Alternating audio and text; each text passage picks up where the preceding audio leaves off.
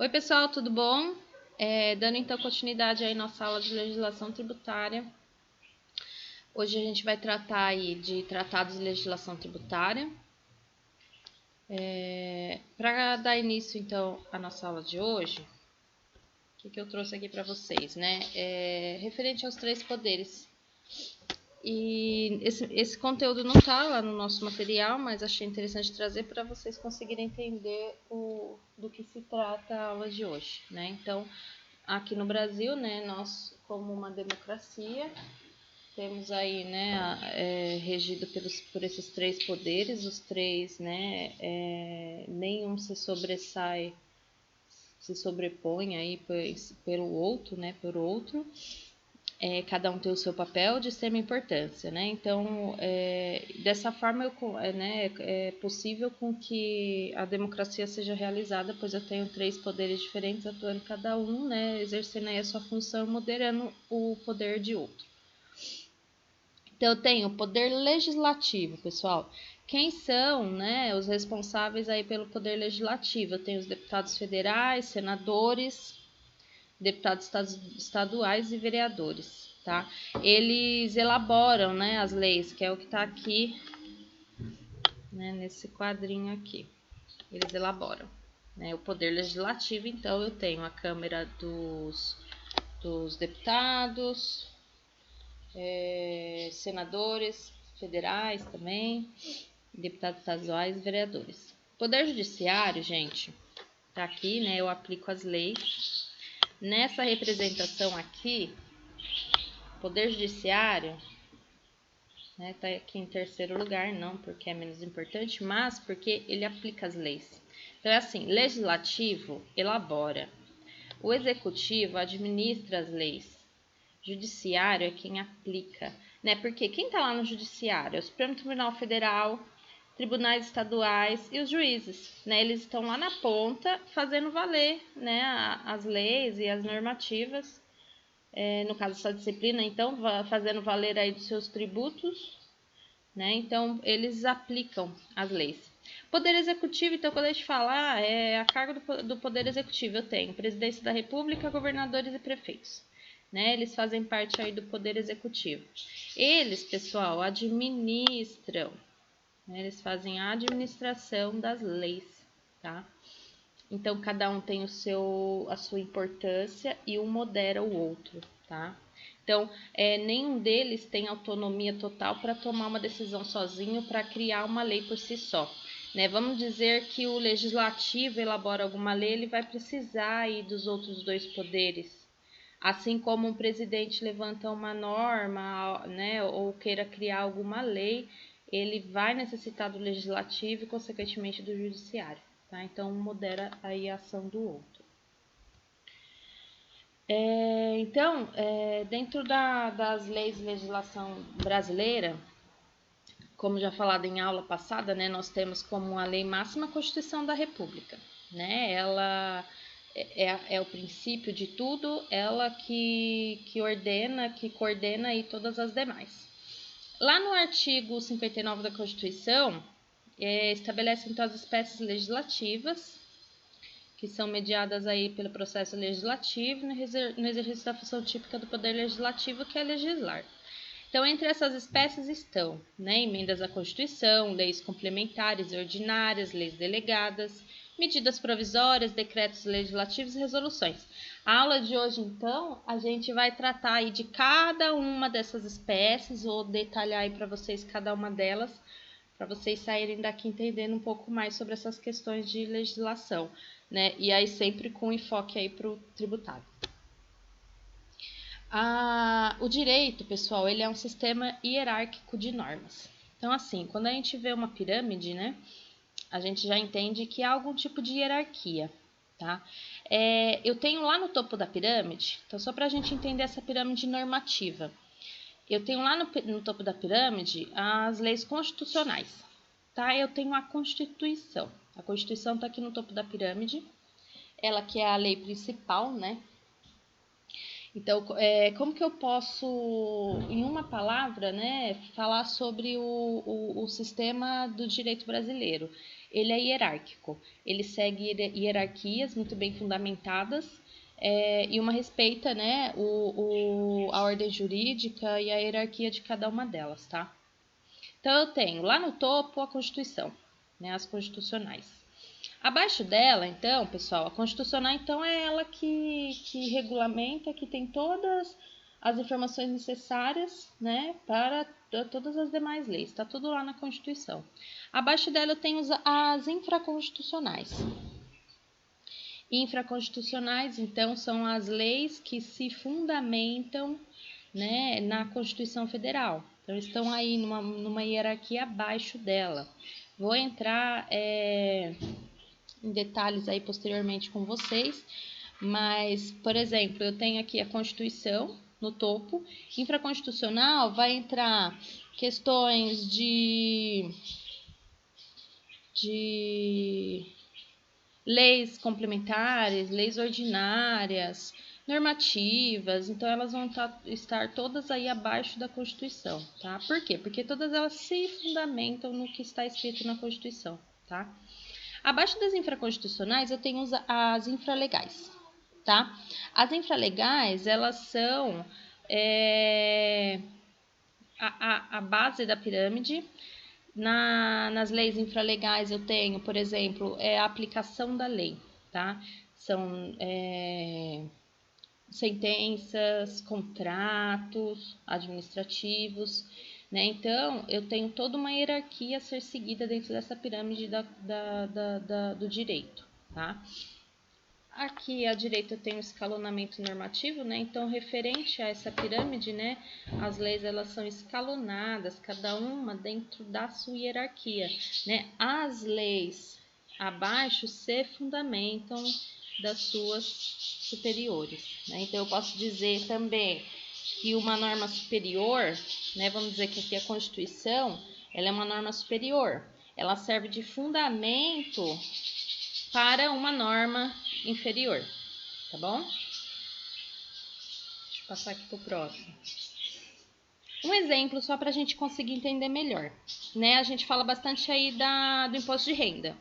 Imposto de renda, então, ele está na Constituição, lá no artigo 153, inciso 3, confere, então, à União a competência para, por meio de lei, instituir o imposto sobre a renda e proventos de qualquer natureza, né? Então, está lá na Constituição que a União pode cobrar o imposto de renda, né, em cima de qualquer provento, de qualquer renda de pessoa física ou jurídica. Está lá na Constituição, né? Então, eu tenho lá uma norma constitucional. Então, lá, abaixo dela, então, o Código Tributário Nacional, enquanto lei materialmente complementar. Então, lei complementar está abaixo da Constituição, estabelece regras sobre o fato gerador do imposto, sobre base de cálculo, contribuintes, né, sem se aprofundar nos pormenores. Então, eu tenho, ainda se tratando do imposto de renda, só que, né, num nível abaixo. Não digo que é de menor importância, né, ou que não há obrigatoriedade, sim é da mesma obrigatoriedade, né, só que se fundamenta, é uma lei que se fundamenta no que está na Constituição. E aí, por esse motivo, foi editado um decreto presidencial, então está lá na base da pirâmide, editado pelo chefe do Poder Executivo, do Poder Legislativo, e explicita, então, os detalhes do imposto de renda, né? Ele se fundamenta no que está na Constituição, no que está na lei, e lança aí para, né, os contribuintes os pormenores daquele imposto de renda. Né? Então, vejam que há toda uma hierarquia a ser seguida para que a lei seja cumprida. A legislação tributária, então, ela tem um caráter abrangente, né? Ela não é composta somente por leis elaboradas pelo Poder Legislativo. A gente, então, nessa aula vai analisar cada um desses atos normativos por ela abrangidos, né? Em conformidade com o artigo 96 do Código Tributário Nacional. Então, vamos lá, as leis.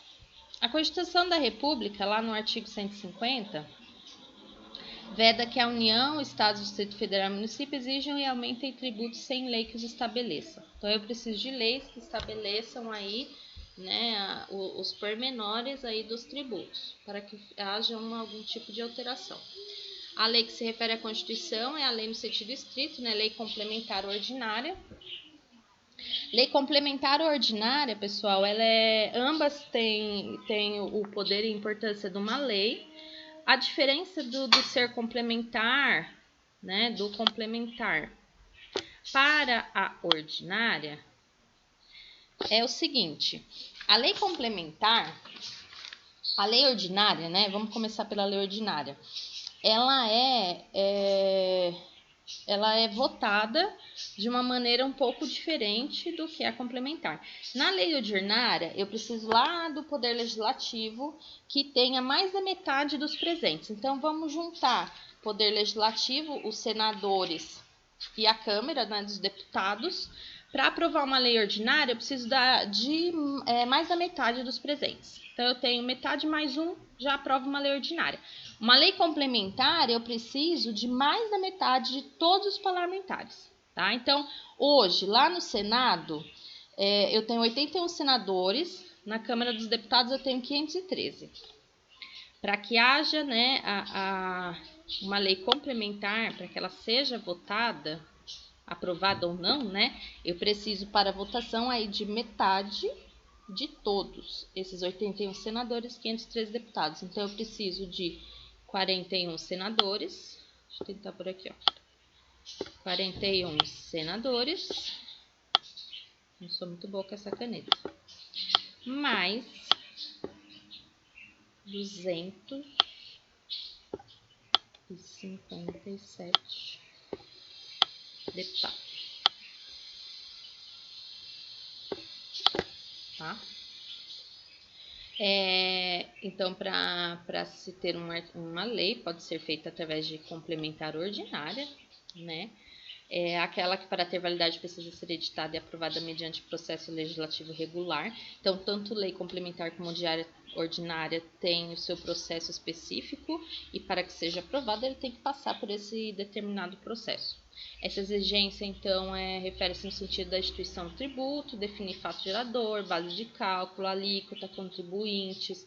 Então, para que haja qualquer tipo, né, de acordo que esteja aí referente a fato gerador, cálculo, alíquota, eu preciso passar por uma lei, seja ela complementar ou ordinária, tá? Então, o que é a medida provisória, tá? Medida provisória é um ato aí normativo que é editado, né, pelo presidente.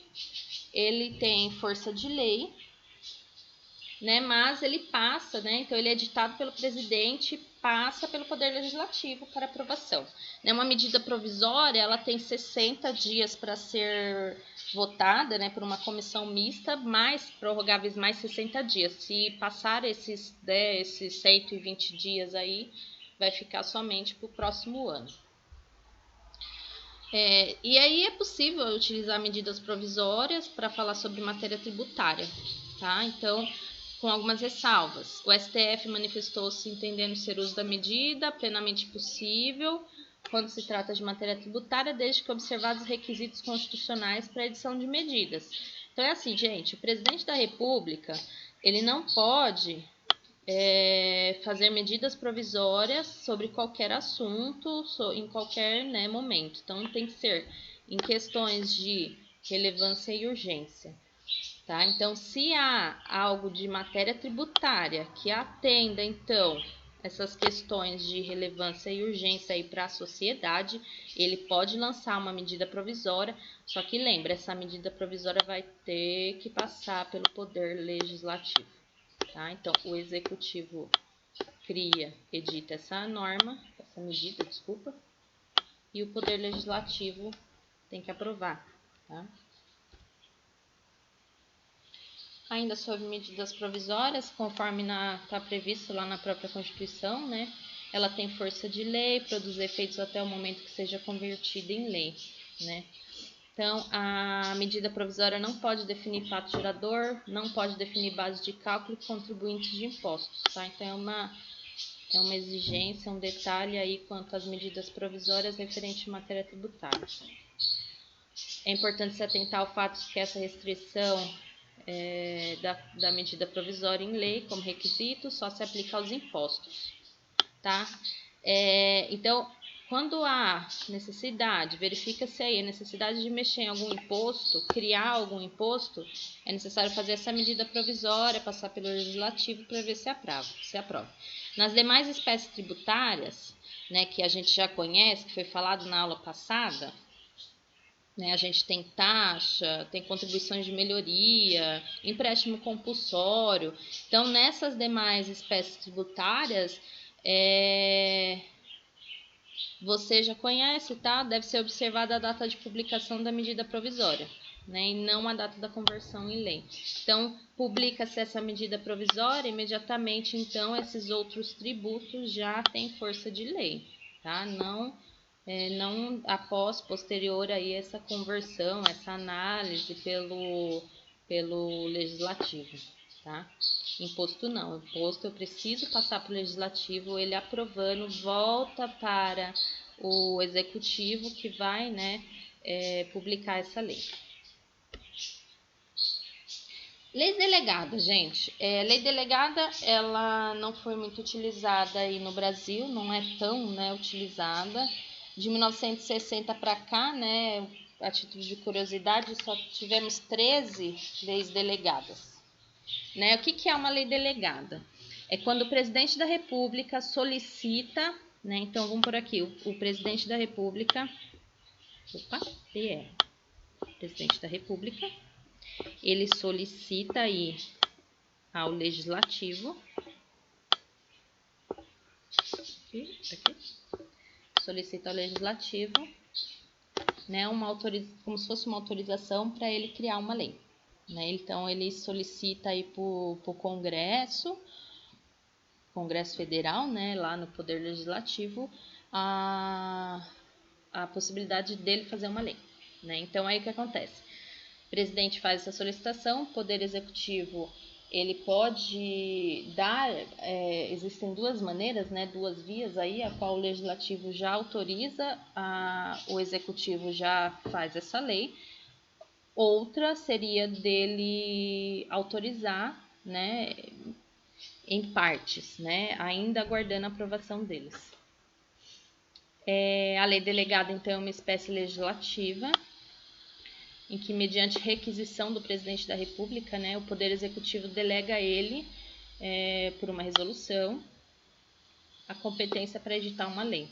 Então, é em determinados momentos a qual o presidente da República solicita, então, ao Poder Legislativo uma autorização para ele editar uma lei. Ficando ele vinculado ao instrumento da delegação, caso em que se extrapolar os limites dessa delegação, a qual, né, quem vai fazer essa delegação? O Poder Legislativo.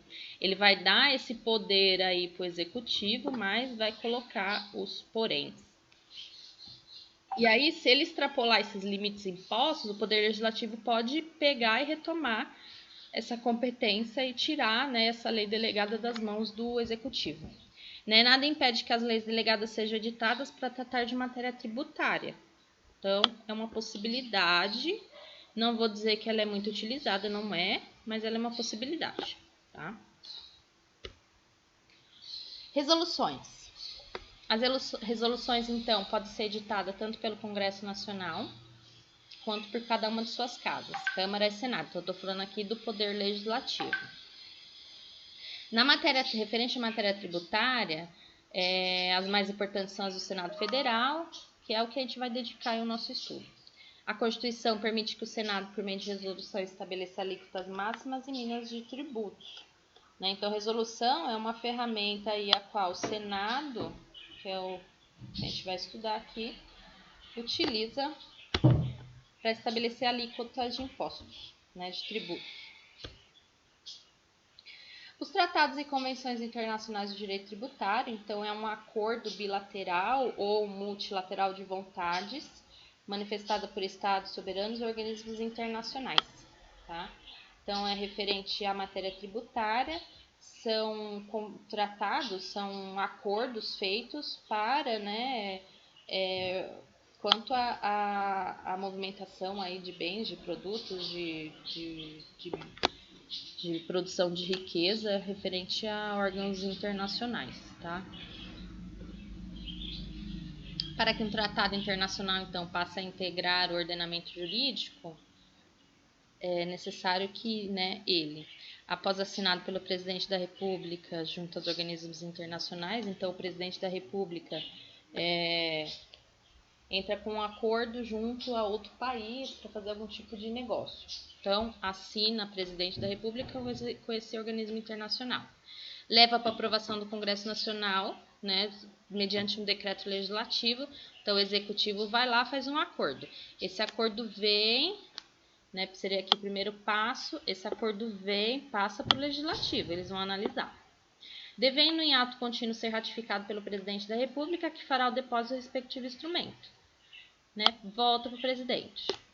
Para que produza efeito e seja vigente no Brasil, o presidente deve promulgá-lo mediante decreto presidencial.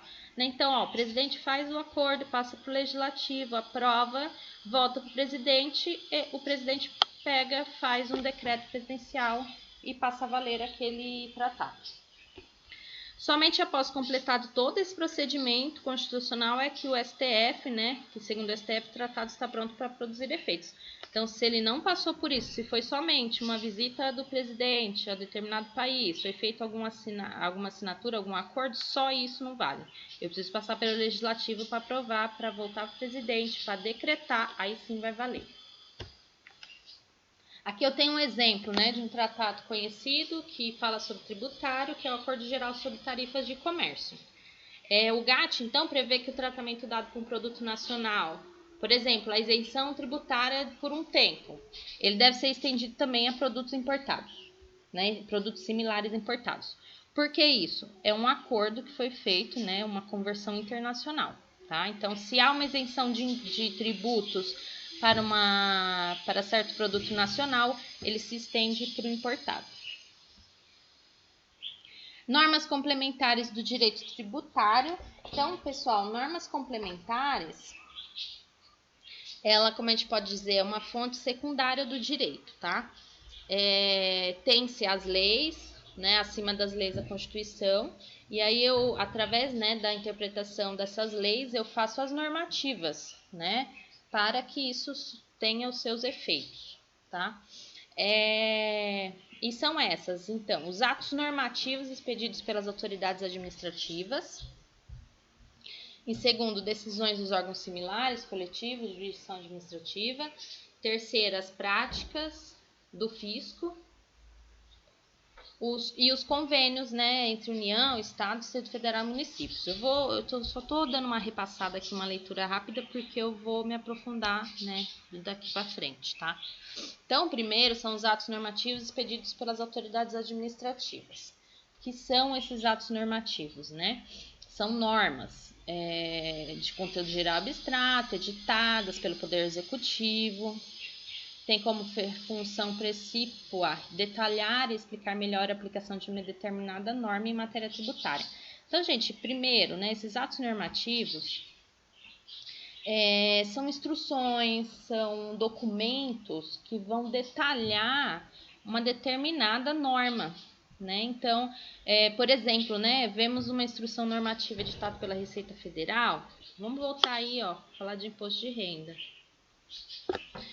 A respeito da forma de recolhimento do imposto de renda, né? Estamos diante de um ato normativo expedido por uma autoridade administrativa, no caso, o secretário da Receita Federal. Então, quando eu falo em ato normativo, pessoal, eu pegar uma norma complementar, né? Uma norma, então, a gente não estava falando do exemplo lá da pirâmide do imposto de renda. Eu tenho na Constituição a qual existe lá o imposto de renda. O STF, então, colocou a lei sobre o imposto de renda com seus pormenores.